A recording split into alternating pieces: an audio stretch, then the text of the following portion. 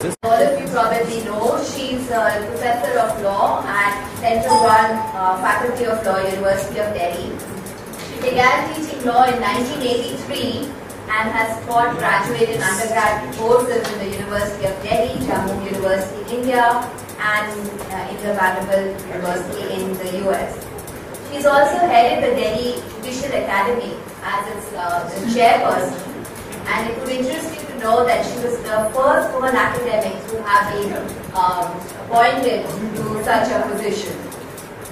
She's also been the holder of several different kinds of fellowships, the Commonwealth Physical Education Institute in Canada, the Commonwealth Fellowship in UK, the Fulbright Fellowship in the US, and she's also got the Professor Sushil Chandra Haikarwal Award for the Best Social Scientist Year of 2011 from the Indian Society of Criminology.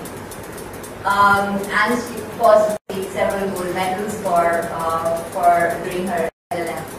Her areas of research include, amongst other things, criminal law, juvenile justice, tender justice, and clinical legal education. She has published very widely in the area of juvenile justice, and it won't be an exaggeration to say that she's one of the leading experts in India in this field, and she's worked in this field for over 35 years. Her intervention was instrumental and very, very important in a death sentence being set aside by the Supreme Court, which is a monumental sort of achievement for any academic. And she firmly believes that all children up to the age of 18 years are entitled to a second chance as per the International Conventions on Children. I won't any further come. We've been waiting with much excitement around her. Very warm welcome to the assembly, and thank you for hosting the webinar. Thank you very much. My apologies for the delay. Congratulations accepting that I had moreover the daily practice worked out that we brain into the agency. And still it's not a good thing any time you go and try to keep your participation. Very thankful to JNU, to Nisha, and to the Center for Law and Governance for this opportunity to speak on a subject which is really very close to my heart. And I do hope that there are some of you who completely agree with it, because I completely disagree with it. And I would want to really talk to people who agree with the way on the proposition here, because that's the whole point of this conversation. We've had the scenario.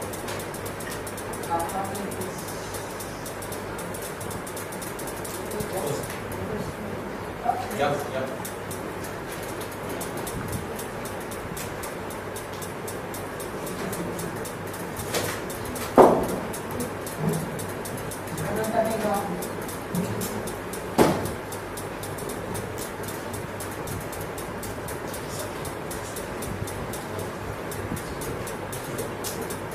Okay, these are some of the pictures from the demonstration, and I've put in the center hang all the rapists.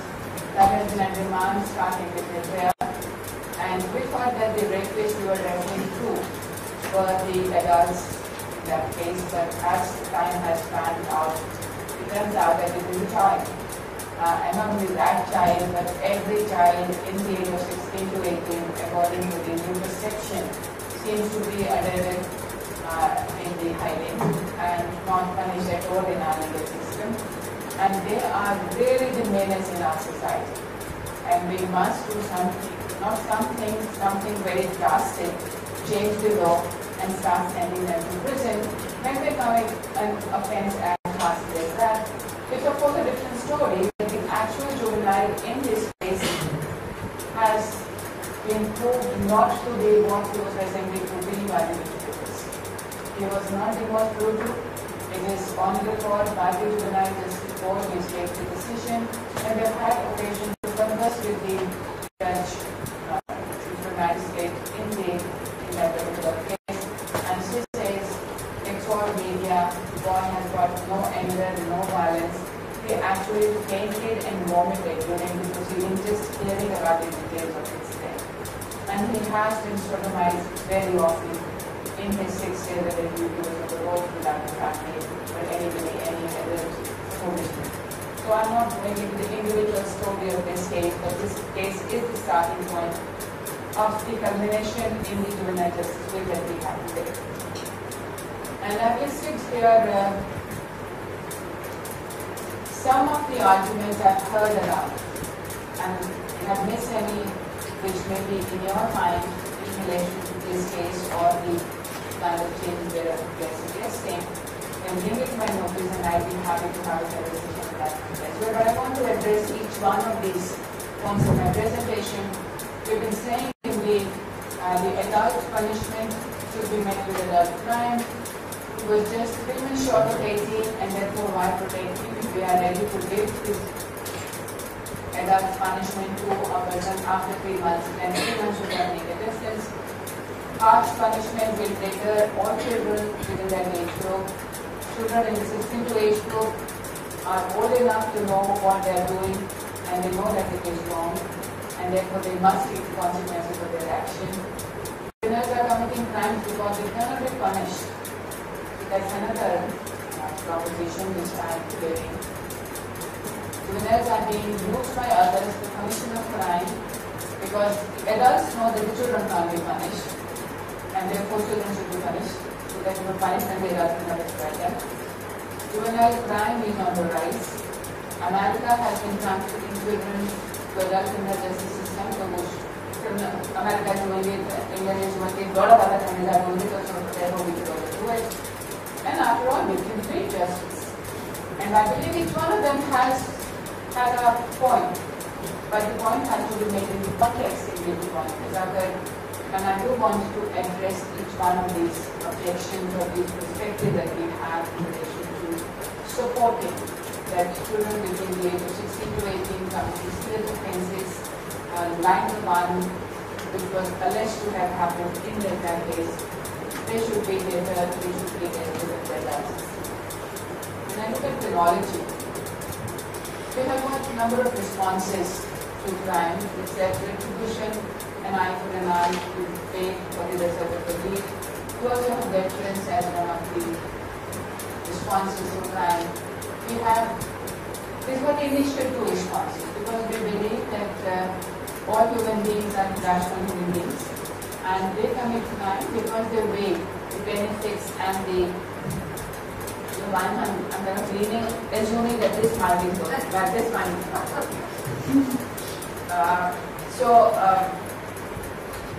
In that one, the assumption is that everybody is a rational human being, and people choose to commit crime by pain and pleasure analysis.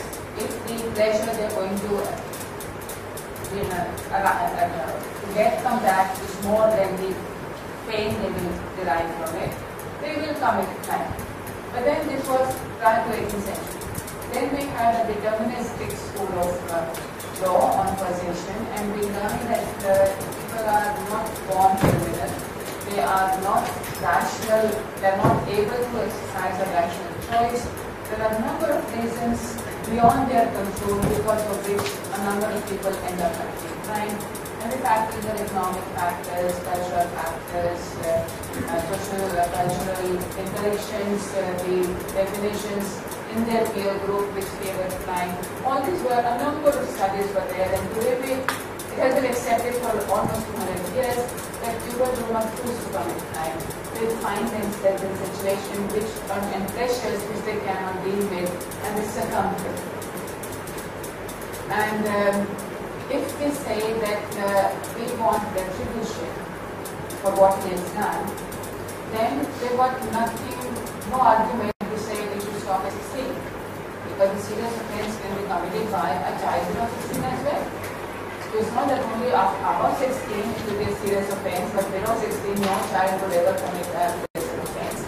And therefore, if we go back to the argument of retribution, which is not that it can completely abolish today, but it has been kept in relation to terrorist offences, very, very serious international kind of offences for which it has been kept. But in case of other what we call as IPC offences or what we call as other offences, but certain case of the third response has been after this. So one was the retribution and the second was different to give them more punishment, and it's a corollary coming from pain and pleasure and feeling theory. But then it was found that actually these are not the only way to deal with crime. More effective they has been to reform them. And there were two schools of thought in that. One, reformation while punishing. So all the reforms we talk about in Bihar are the approach, are the result of that approach, that while you keep them in custody for a period of time, you do training, meditation, vipassana, prayer training, vocational training, all that to ensure that when they come out, they're reformed and they become mainstream. In case of children, we took a fourth path, at least a sub-category of the reformative approach. It is the children who chose the path, and it was this path right from 1960 in India, that they have to be reformed without being punished. And it was coming from our understanding of what does it mean to be a child. And today we are going back to the 18th century when we say that for children, some children, not everybody, not every child, it's not gone down to that level, we are still saying that some children need to be punished in retributive manner for the serious harm that they cause to the society, and of course it's coupled with the understanding that they know what is an offense. So how many of us believe really that children below 16 cannot commit serious offenses? Do we have anybody who says below 16 they cannot commit? And whether we have any ambiguity that whether you are, if suppose, even if you are in favor of saying 16 to 18 exclusion, would you come along with me to say, why 16? Why not 15? Why not 14? Why not 10? What do you think about 10? These are two 10 years plus in England in 1993. And these photos are available on the net because they were permitted to be published by the court concerned at their point of time. These two young children of just above 10 had very brutally murdered a year-old, and it was confirmed that these students were with that. And certainly there was a very huge hue and cry, much louder than what has happened in India in India. And the court granted them 8 years in first court, 8 years in custody. And then this punishment was to be confirmed by the Secretary General, and he said 15 years. Never went to the European Court of Human Rights, and the European Court of Human Rights said that no, this is unfair trial to them. They have not been given a fair trial. And certainly, even 8 years is too many years for a 10-year-old. But anyway, they were for 8 years. And you think people were satisfied with those 8 years? Because they were saying not 3 years, more. So how much more? How much more? 8 years, 15 years, 20 years, rest of their life. What is our demand? How long they should be? So after 8 years, I keep on pressing the wrong side of it. So after let it become 18, after 8 years, the parole board looked at their report, progress and all, and they found that the parole board were not parole board granted them, and certainly the TV media again became very active, and all the conversations were being recorded, and there are some quotations from a program from BBC on 1st July 2001, Panorama Prisoners of Their Past. And of course, as the programs go, they talk to the victims' family, they talk to the general public, and you can see that what were the kind of responses from the general public after 8 years. So there's one fellow called Tommy, he says, I was very happy that I'm very glad that he's getting released. And he says, well, the father of the child that was murdered, not just murdered, but murdered in that way, I would be very pleased that the two murderers are released because I could get at them. But I'm saying I would myself, I do not know how it will happen, but myself I would persuade, if I need to get my bail, I would basically persuade them to tell me where they are so that I can kill them. It is happening after 8 years of these two young boys having spent their time in custody, and reports being there very categorical saying that these children are no more a threat, they are really repentant. So they have have the change of perspective. And this is one example. We've got any number of them available for all of us to learn from. And this story did not end in 2001. This is another headline. Freedom for James Killers. James Berger was a child 2-year-old who was killed, and life sentence to James' parents. Does the victim feel non-threatened after 8 years or whatever number of years when such offenders, even in case of adults, when they come out, whether the victim feel not threatened by their presence around them, so they would be asking for a lifetime protection from police, saying, no, let this person not come back and attack me. So the prison system is saying they are reformed, but the general perception created, and perhaps the James' parents themselves also felt that way. And I'll give you a quotation from James' father as well after 30 years. So these are all the quotations which are saying that, which are still opposing their release after 8 years. And this is 2008 and 2001 that we're talking about in 1993. We can move further and look at what happened to the families of these two boys who were in prison. This is Anne Thompson, is the mother of the Thompson boy, and she said they were attacked just 4 days ago, and she had to go into hiding with her family for the 9th time in the last 8 years.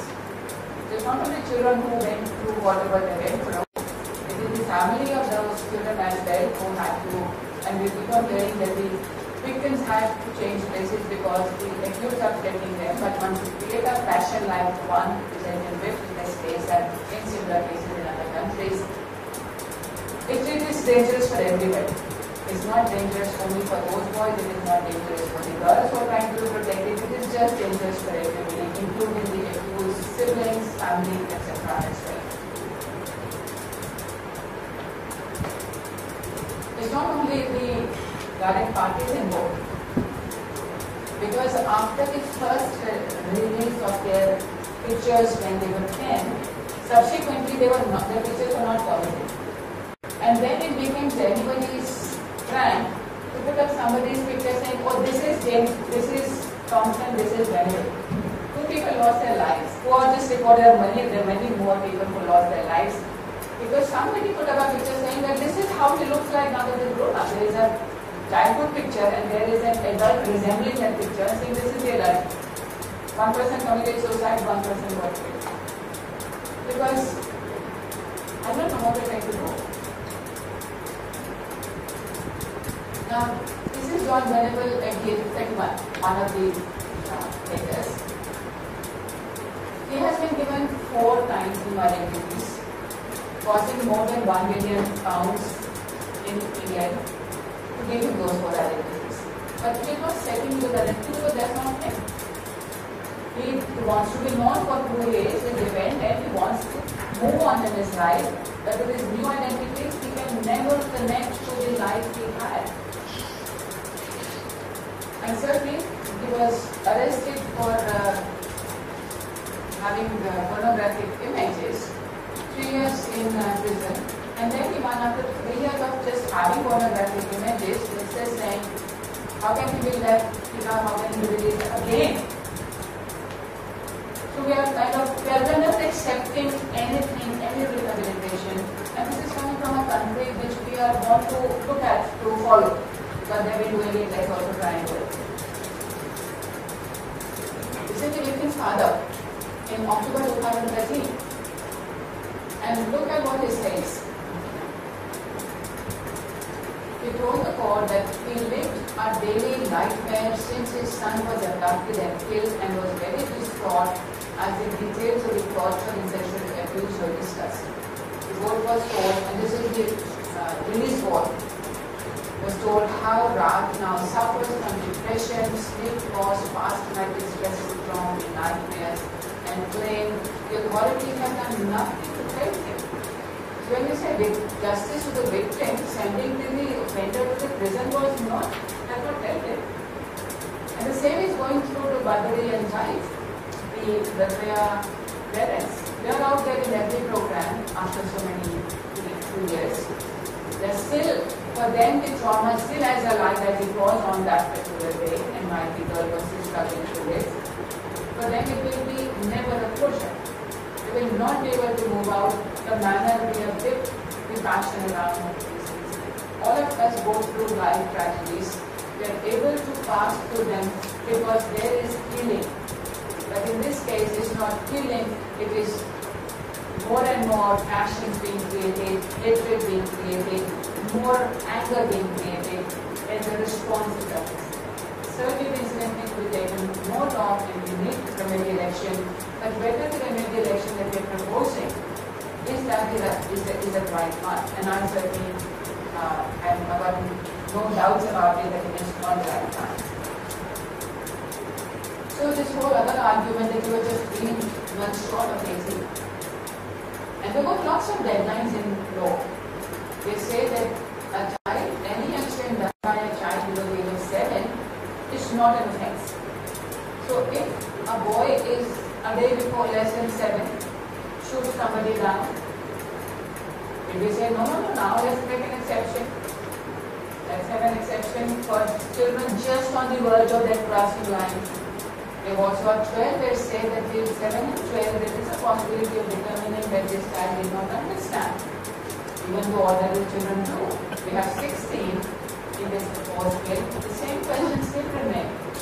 18 for voting, driving. They will say, well, I must be permitted to vote because I'm just 2 days short of the deadline, then I must be 21 for 18 for voting.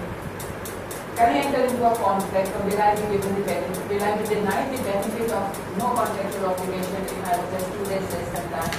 But so many other laws we have not challenged. But in this case, we want to challenge and say, no, just 3 months short of that, we do not want the other system to apply. It's wrong to do that. So certainly we need to think about it, and certainly there is an inherent arbitrariness in cutoff, whether it is a 7 and 16 and 18. This question is not possible to be answered and we have to choose a date. And therefore choosing the date is a crucial question. Asking the question that just 3 months short should be a different treatment is not respecting the rule of law. It is responding to the rule of emotions. And I think that's what we need to understand the difference between being run by a rule of law country and a country which is now being tried to be run by the rule of emotions. We are responding to this particular result, because in this case it was 3 months each. And we have learned it from other countries that they have gone down to as low as 10. Tomorrow they go down to 5, 7, 5, 3, there will be never an ending.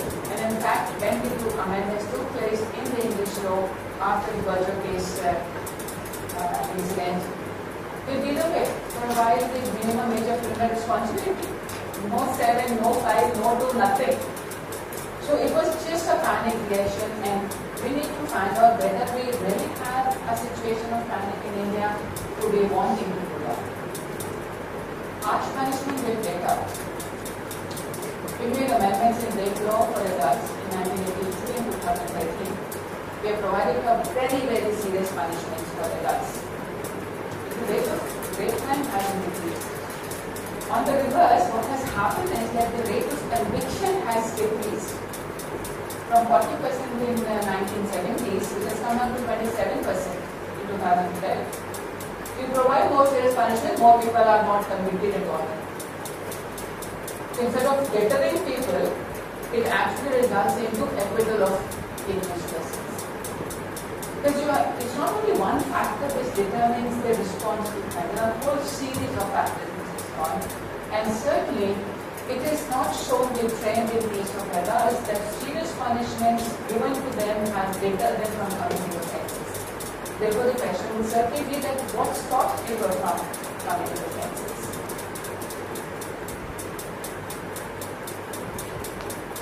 Children are committing offences because they can't be punished. So the adults are committing offences even though they can be punished.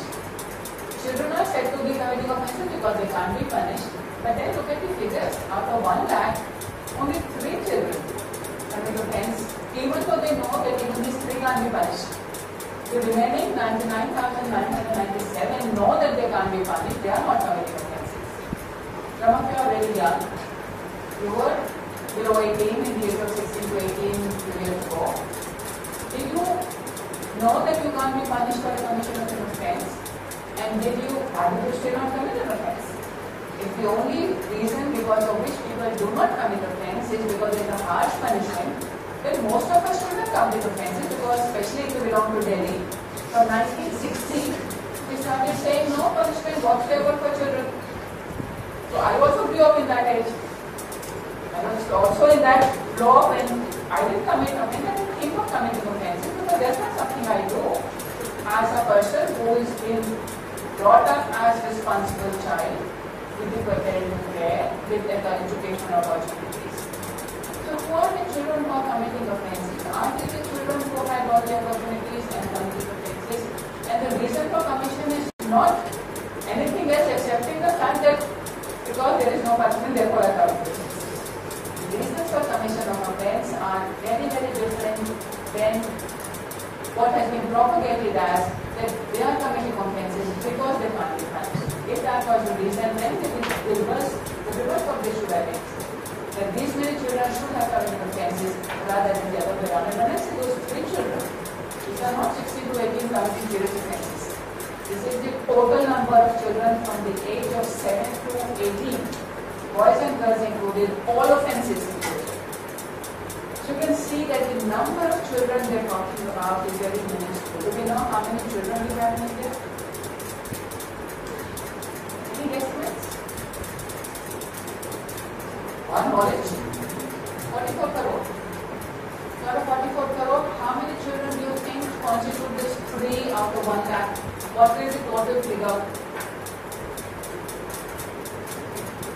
Children arrested in the year 2013 has not crossed the 40,000 mark for all the offences from the age group of 7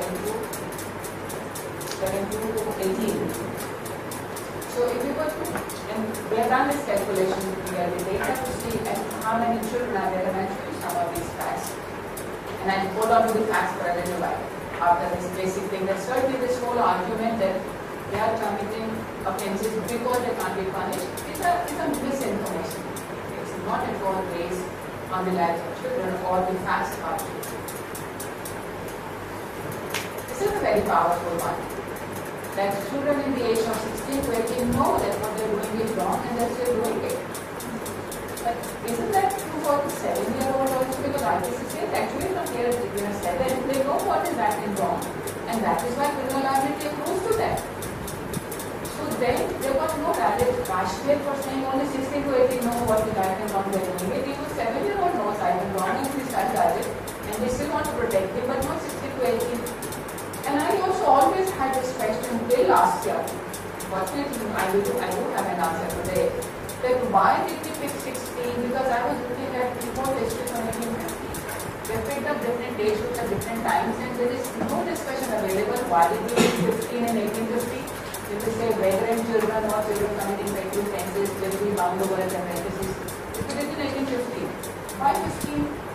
Then we had Juvenile Justice and Children Act in Delhi, 16 for boys, 18 for girls. I again the question why 16 for girls and for boys and 18. There will be no answer for me whatsoever. No scientific answer, there is no research that is done as to why did they pick it. So they have different legislation, something is 12, something is 7, something is saying 15, 12, 14, 15, 16, 18 are the common cutoffs for different purposes. And I could not find an answer as to why they picked. But I was very happy to find this now the findings of adolescent brain. This has been responsible for the whole systematic change in America. America started sending its children to the adult system and kept on loading its ages. When juvenile crime in America was at very, very high peak compared to our 3 children out of 1 lakh, they had more than 1,400 children in that bracket in the 90s. And they didn't know how to do it. They've been pioneer in protection and they thought protection is fair, so let's go back the way we are today talking about going to punishment. And they said, no, we cannot handle it, so start pushing them out of the adult system. America is a country which, this is a very progressive country. And from my perspective, till 2005, this country was permitting death penalty for his children, it certainly wasn't a very human right thing. It certainly was not friendly to children. So in 2005 in America, a child could have been given a death sentence and were given death sentence for an offence committed to the child. Therefore, they were not barbaric. So they will wait for him to cross age of 18 before they execute. But in 2005, the brain size was informed, was what to be known as for Africa, where they presented brain